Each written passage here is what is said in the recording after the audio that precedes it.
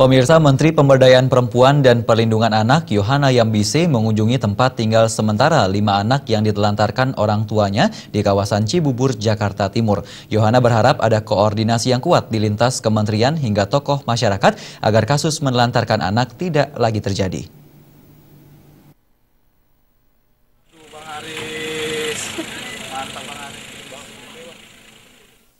Prihatin atas kondisi yang dialami oleh 5 orang anak yang ditelantarkan oleh kedua orang tuanya, Menteri Pemberdayaan Perempuan dan Perlindungan Anak PPPA, Yohana Yambise, Senin pagi bertemu dengan 5 anak tersebut di rumah rahasia Safe House di kawasan Cibubur, Jakarta Timur.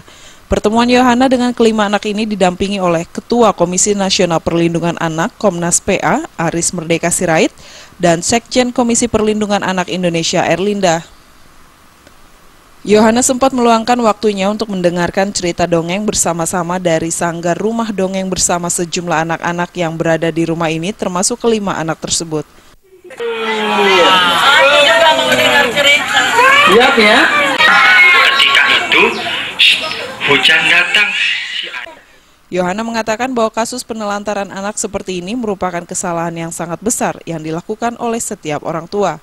Menurut Yohana, orang tua yang menelantarkan anak dapat dijerat dengan Undang-Undang Perlindungan Anak Nomor 35 Tahun 2014 Ayat 77 serta Undang-Undang Bagian 30 Ayat 1.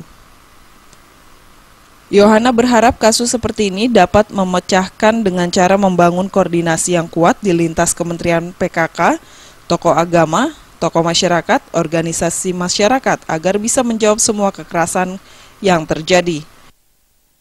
Jadi kita butuh koordinasi lintas kementerian, jadi KL ini, dan juga membangun jejaring yang cukup besar dengan seperti tadi Pak Aris Sirait Merdeka, dengan PKK, dengan tokoh-tokoh agama, tokoh masyarakat, organisasi masyarakat untuk bisa menjawab semua kekerasan-kekerasan yang terjadi.